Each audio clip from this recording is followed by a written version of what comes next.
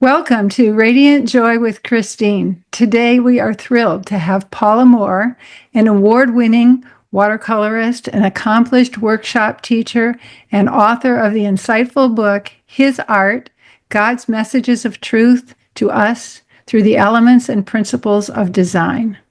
Paula's artistic journey is a testament to how creativity can illuminate God's messages and vice versa. Welcome, Paula. Thank you, Christine. It's so nice that you've invited me here. I'm just truly honored. Thank you. Thank you for joining me. Mm-hmm. So, audience, I think you're in for a treat because Paula is going to offer us her unique blend of personal experience and revelation, and she will guide us through the rich relationship between art and faith and showing us how every brushstroke reflects that connection. Let's start, Paula, with your current creative life, and then we'll go back and see how you got there. Of course, you just released a book. That has been my, as you know, with your being an author too, this is my first book.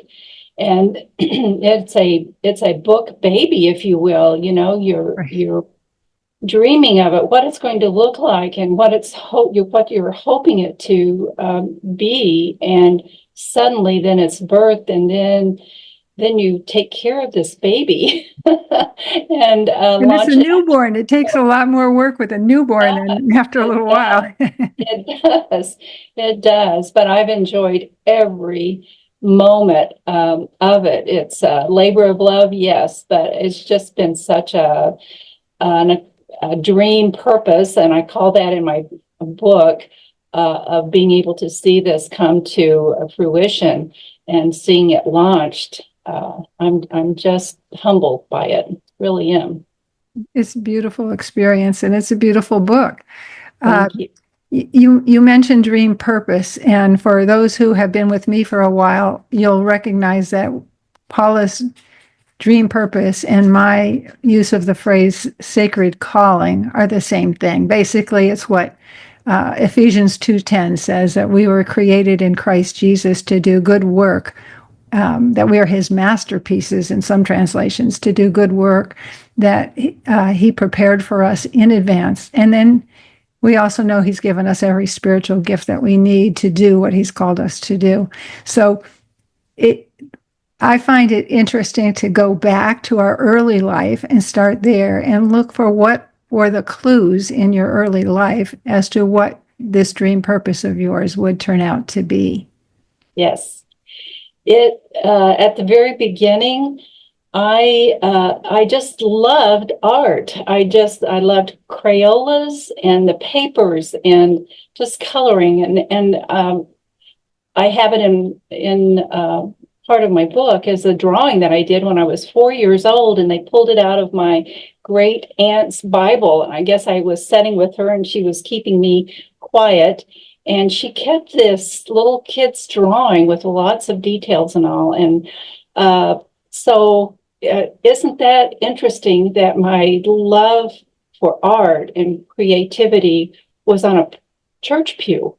I just think that's kind of maybe that very moment when that spark was there. He gives us our talents and our things that he wants us to use anyway. And I think what we are to do, I'm learning this still, is to give those back to him. Whatever those gifts are, he wants us to give them back, and that's our gift back to him. Yes. So how fun to think that my great aunt's tattered little yellow, I still have it, that was maybe birthed right there in old church's little pew. That's very cool. Isn't that fun? I loved reading what your nickname was, what your dad called you. Yes, my dad there was always music in my house when growing up. My dad had a beautiful voice, and he would sing, my name is Paula, but he would call me, anybody that knows me a long time knows me as Polly Wally. And that's what my nickname was Polly Wally. And I just doodled all the day. I just had so many projects and so many things that I wanted to do and was interested in. And I think I was quite the handful, really.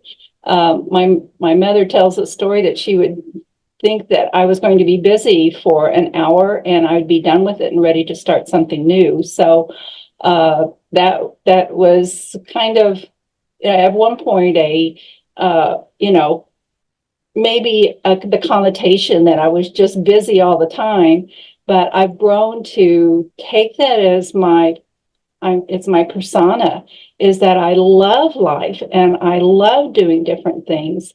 And so now I wear it as a badge that I just don't want to be slowed down. I don't want to be idle. And in this work that I've been doing for the Lord, I want to be doodling for the Lord all day. Whatever He wants me to do, I'll go to that next thing and wait for it. What does He want me to do next? So. Another one of your early stories had to do with your father and his beautiful singing voice. I can still hear him sing. He passed away a few years ago and was a song leader at our church. And one of his signature songs was the song, How Great Thou Art. And I just, that just has meant so much to all of our family. But I looked at it differently. And of course, that's the old English way of saying are, how great you are, Lord. And certainly that's true. But for me, being this little artist, I could hear it as how great thou art. And thinking about nature and all of these scenes and the world that He had made. And then, of course, that was just something that I had. And then a friend of mine showed me a poem, and I have that in my book too, written by a fellow, Robert Boggs was his name, and he wrote it, and it's How Great Is Thou Art. And it just really solidified that idea that all of nature, and it is His art. He was a creator first before he was anything else.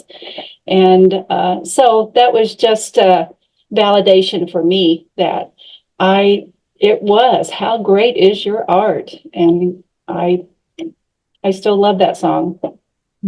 I hear it differently.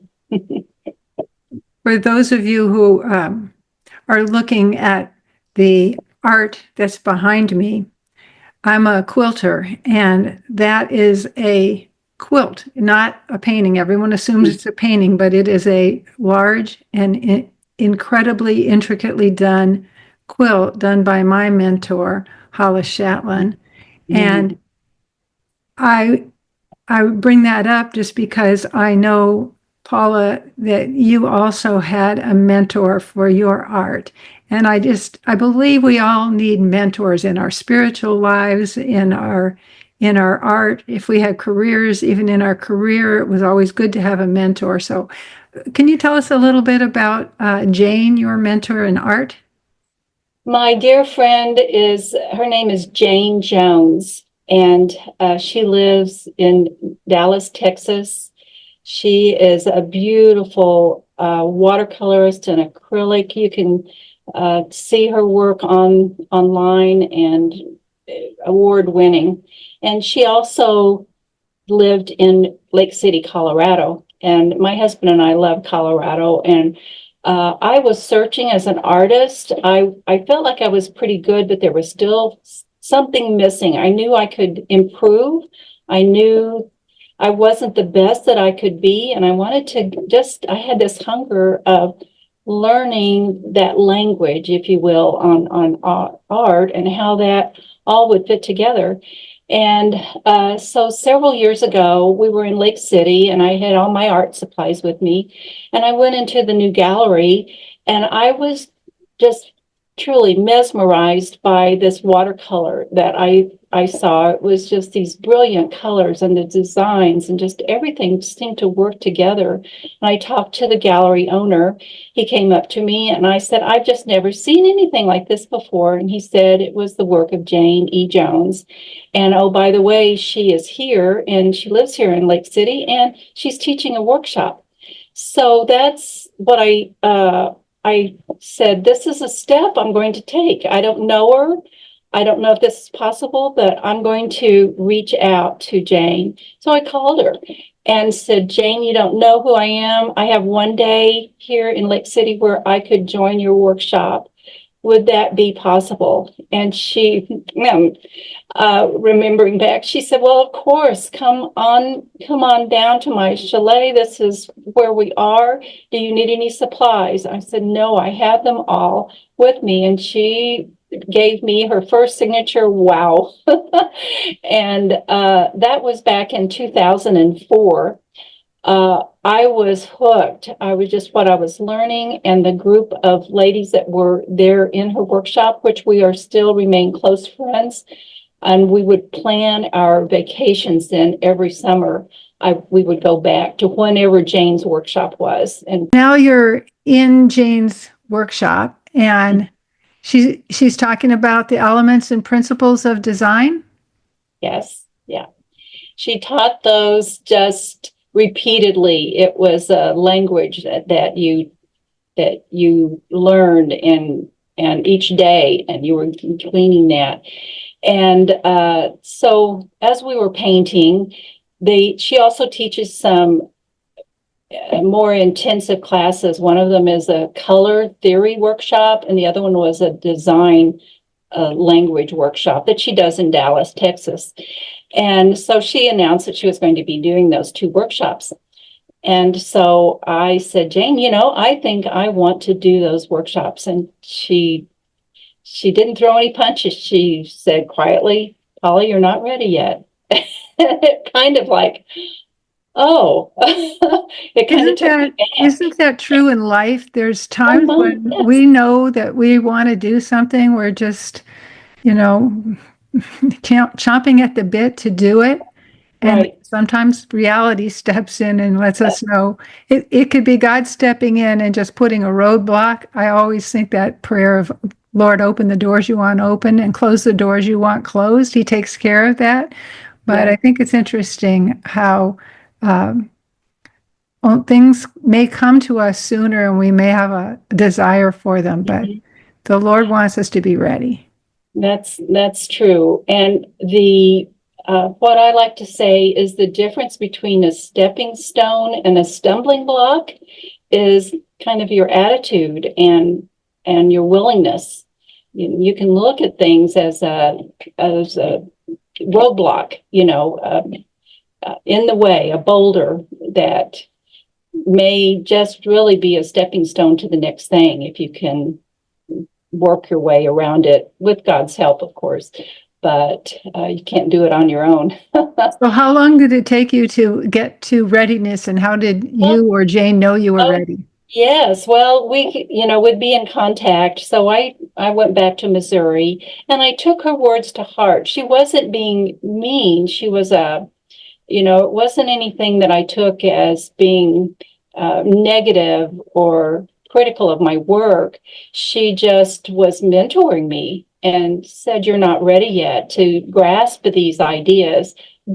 But she also gave me encouragement. She said, just keep practicing every day and painting every day and studying what we've done, and you'll be ready soon. So that was an encouragement that I took. So the next summer then we went back and I felt more confident a little bit, and she announced that she was teaching these two workshops again, and she sidled up to me, just me. It wasn't to anybody else, but she sidled up to me and said, Paula, you're ready to take those workshops now if you want, if you're willing and you're wanting to.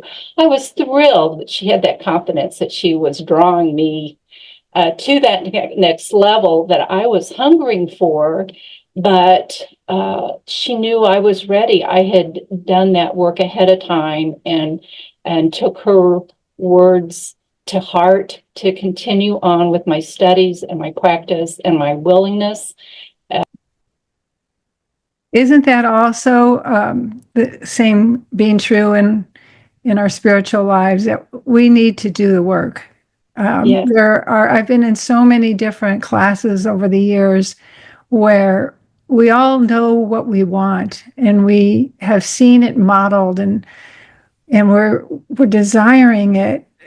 We're longing for it, Mm-hmm. but we want to get there fast, and Yes. we don't always do all the inner work. And the inner work, I mean, you're doing with the art, it's not just inner work, you're actually doing practice. And that's the same is true in many other disciplines. But you have to do the work. You don't just get the prize. And I'll add this to what you're saying. You're exactly right on that as an individual. But I think we also have to be careful with those ones that we're wanting to show faith and how important it is and what having a relationship with God is.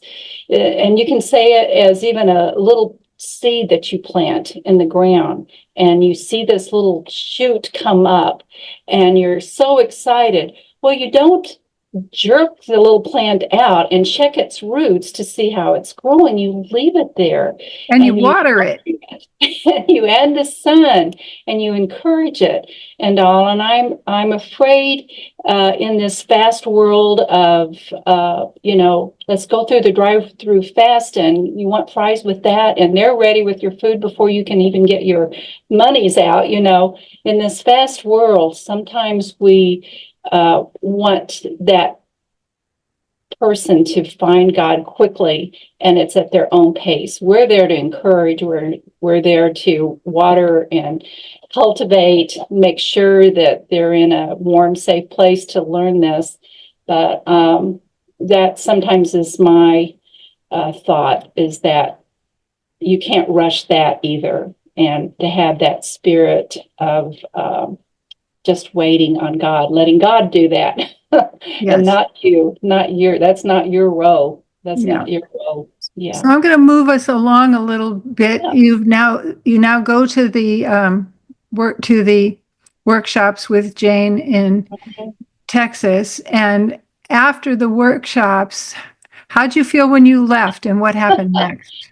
Well, during the workshop, it was the most intensive workshop I had ever taken, including those things that I had done in art. In college, and I didn't get a degree in art. I didn't have that opportunity. I took one art class, and that's the one book, ironically, that I kept. But I just still continued to love that art. So in this difficult, intense class, then I would take my work up as all kinds of exercises and building on each other. I'd take it up to Jane, and something was wrong with it. What am I doing wrong? I just couldn't get it, but I knew I was so close and wanted it so much. And it was actually dominance. It was the idea of dominance, that there had to be and that's one of the things that we do in art, and those concepts. Has to be more of one color, has to be more of one direction, or something has to be bigger, that type of thing. Same thing in faith. It is a dominance that you're going to worship the Lord and not yourself. You have to die from that. You have to take yourself away from that.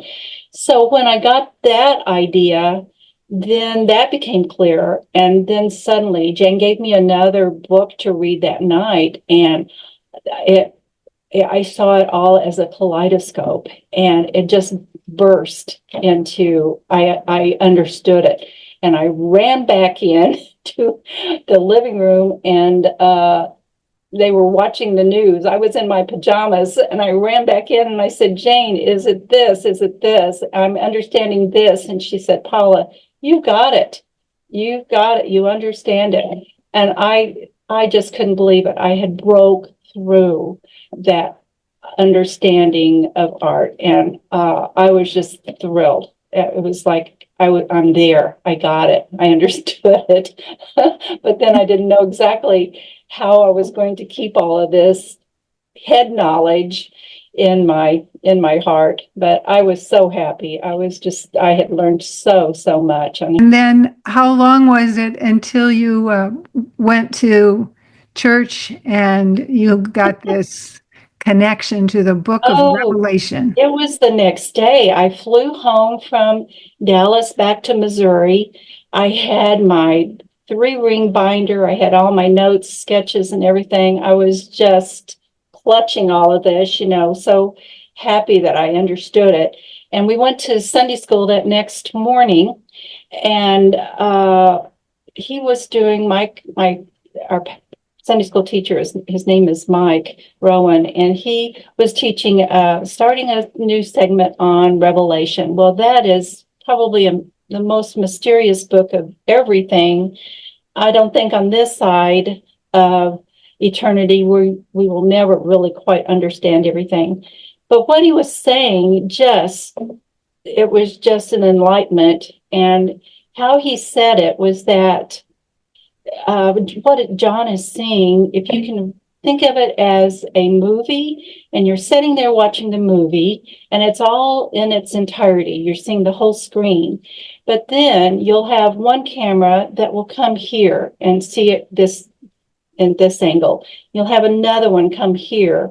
You'll have another one that's a close-up.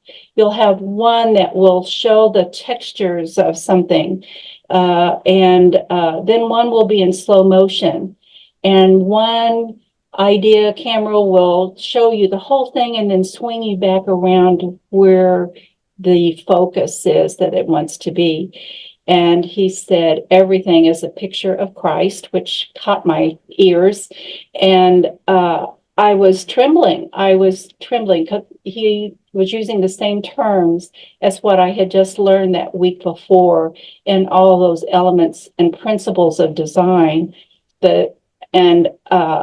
So I think that was the birth of it, that his art and faith are just one of the same. I can fit those all in together. So that's where this birth of this book was then. That was probably about 2009, I think, actually. So this has been quite a dream for quite some time, all my life, but really that's where those two collided. And I saw art and faith together as a big kaleidoscope. So I'm going to post a picture of the kaleidoscope that you have in your book, and so that everyone can see these elements of line, shape, size, direction, value, color, and texture.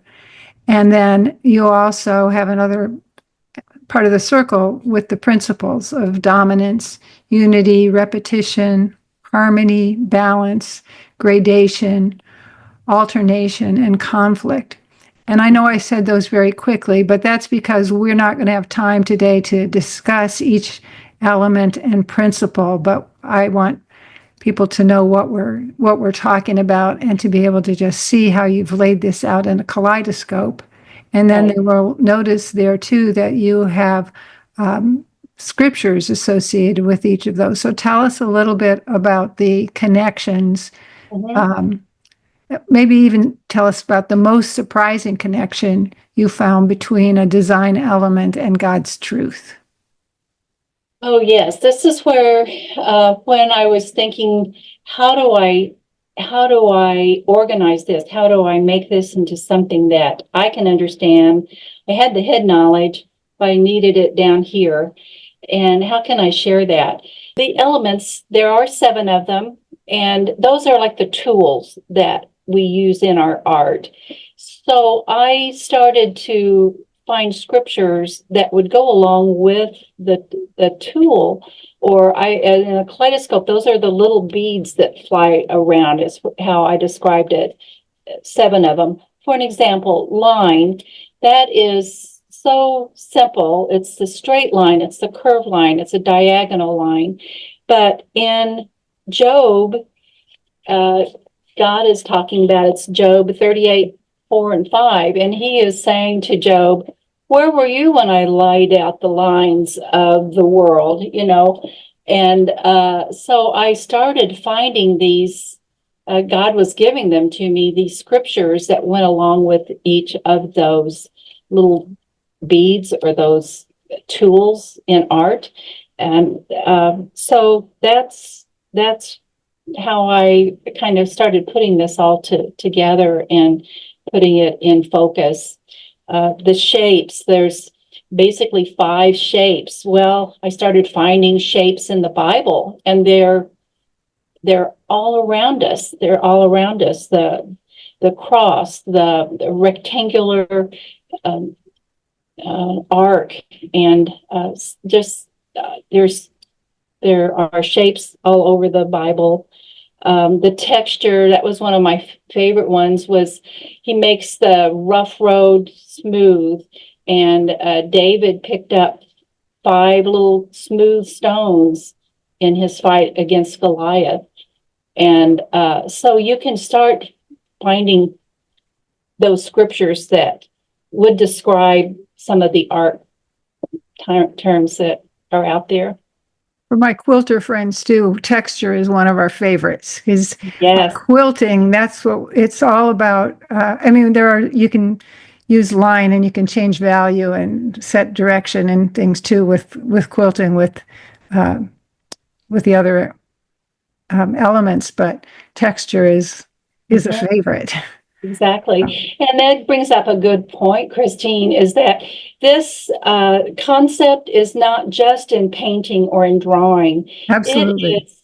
It goes across the whole spectrum of your quilting. I think that's why we connected, within our group, that you were the artist too, and or even home design or in clothing or sculpture and all. It's all these same elements and principles of design, whatever creativity that you're going to be doing.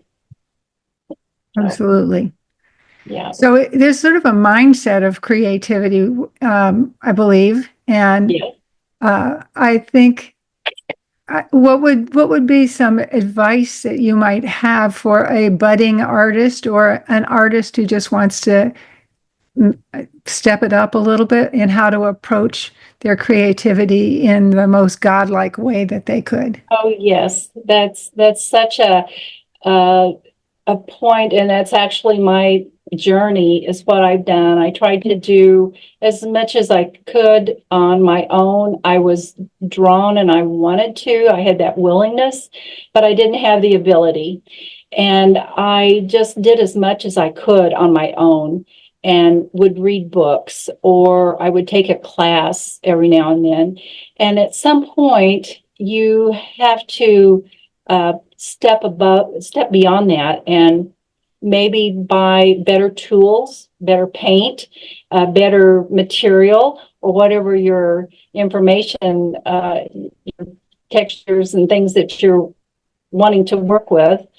You have to step it up and find a tribe, if you will, other people that are like-minded, and that are interested in the same things that you are. I belong to an art guild here in town. I belong to a writer's guild now in town, that kind of in the last few months.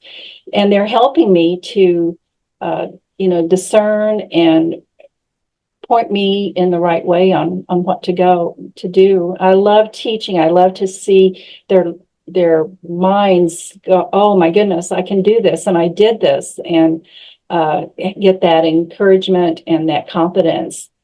Well, you just hit on something that's really dear to my heart too. I'm a big believer in the importance of community and in encouragement. And so I also am a member of I'm a member of a quilt guild, and I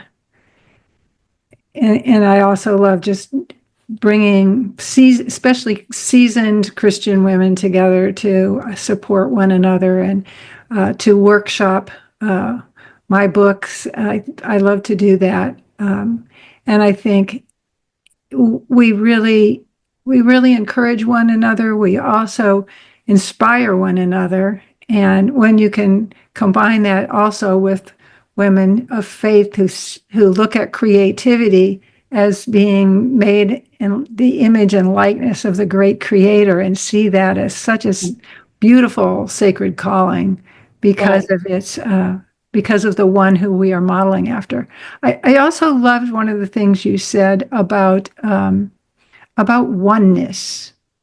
You were talking about unity as a as one of the principles, but you were Yes. talking about oneness, and I think that's also so important as we come together as women of faith or men and women of faith, and we're part of that oneness.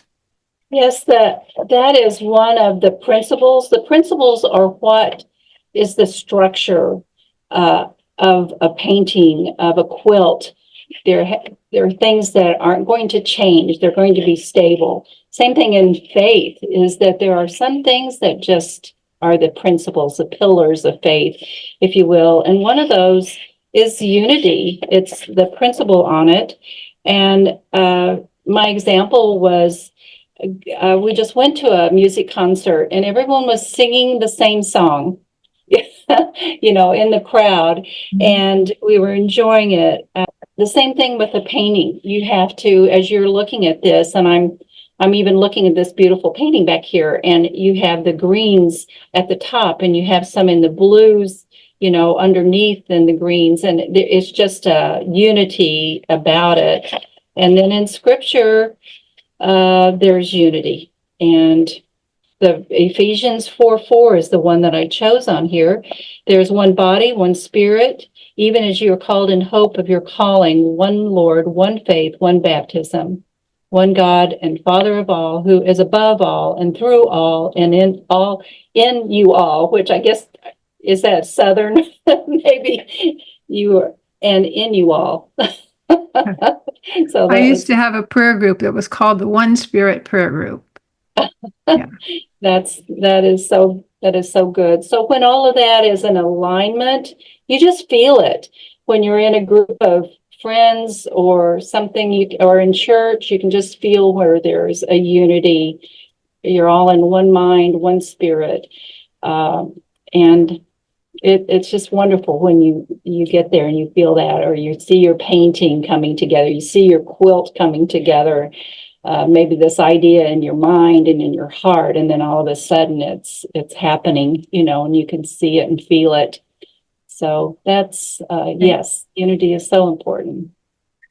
So I would like to finish up. I know we've only given people a little bit of all that they can get from you, but they have your book to look forward to for that.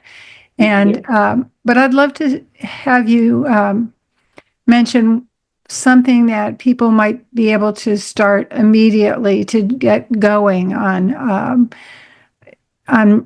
bringing their art practice, whatever kind it is, to a new level, Mhm, or or bringing these truths and creativity together. mhm. Well, on the art side, I would say just begin, and it is scary to have a piece of white paper there and uh, maybe looking at yourself and comparing yourself to someone else. And art is not a competition. It is not. You are on your own journey. And in my workshops, and I have felt this on my own, but in my workshops, and I'll have a technique that I'm going to be teaching, and there's a little bit of nervousness in the room, that you have to have a masterpiece to finish, and you do not. The idea of a workshop is that you're going to have one or two takeaways to help you to go on to the next step. And it just takes that worry that, I'm not going to do well, feeling away if you know, all right, this is a workshop, I'm learning and I'm in this process. And the same thing with your faith. Where do I start? And you start maybe just on something that you're feeling right now. Is there Do you have something that you're afraid of or fearful of? The word fear, there are 365 scriptures in the Bible, which is ironic, isn't it? One for each day of the year that speaks about fear.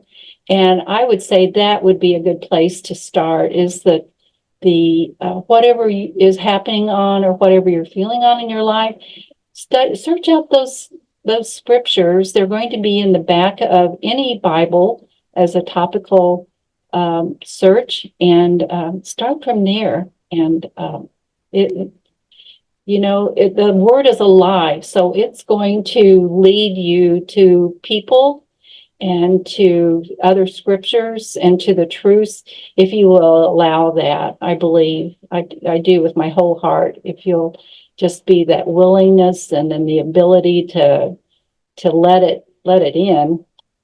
Same thing with art. Just keep practicing, like I did with Jane. She said, just keep practicing, study, read books, have a mentor, go to a church that speaks of a truth. And if you are searching, you're going to be found by God Himself. So Yes. that would be my advice. Yes. I have to chuckle that you brought up the 365 mentions of fear in the Bible, because I have just published something where I said, yeah, fear is a big thing. We need to overcome fear. We need to get into trust and surrender and relying on the Lord and getting rid of that fear. But one of the points I love is that the Bible mentions joy 500 times. So joy trumps fear. I love it. I love it. I'm going to have to do a study on joy. Yeah. Yeah.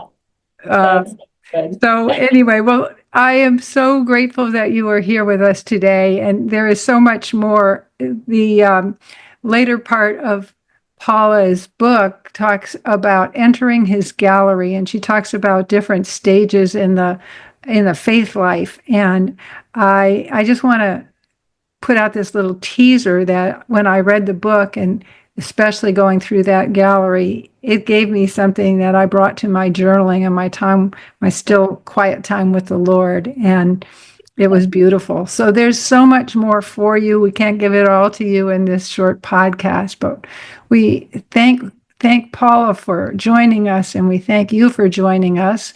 And we would like to help continue your exploration of art and creativity and faith and how they all connect by some gifts that we have for you. So please would you subscribe to the channel if you like this kind of discussion. Also, like our discussion or share it with your friends. But we invite you to come to my website, and we have gifts for you, one from Paula and one from me. And we thank you so much for joining us. Paula, thank you for joining us. And congratulations on your discoveries and sharing them with so many people.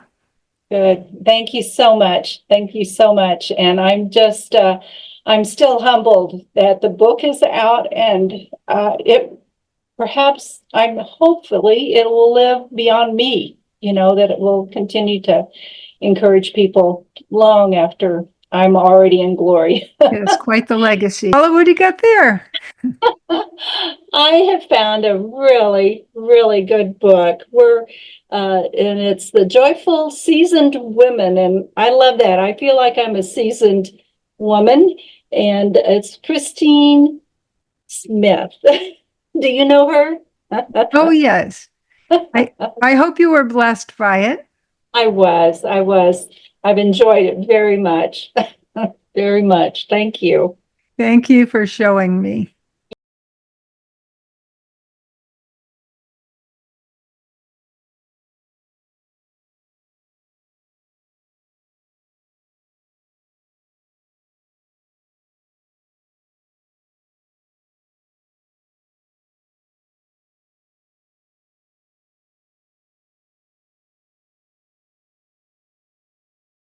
Learn more about me, Christine Boersma Smith, Radiate Joy, and my books, offers, resources, transformational coaching, and even about my spiritual quilts and textile art on my website, radiantjoy.us. God bless you.